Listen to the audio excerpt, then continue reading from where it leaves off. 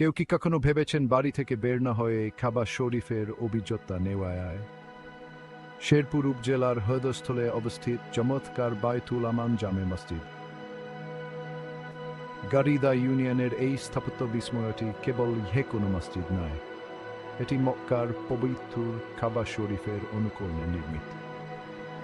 এর বিশাল সম্মুখভাগের দিকে হাঁটতে হাঁটতে কল্পনা করুন, বা তখন মনে হবে মক্কার তীর্থযাত্রীদের মতোই শ্রদ্ধা ও প্রশান্তি অনুভূত হচ্ছে।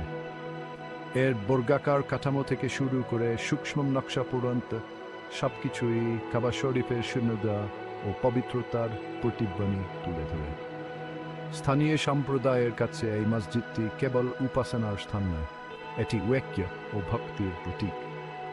এটি সেই জায়গা এখানে বিশ্বাস এবং স্থাপত্য একসাথে মিলেমিশে একটি আধ্যাত্মিক আশ্রয় তৈরি করেছে, যা সকল দর্শনার্থীকে অনুপ্রাণিত করে।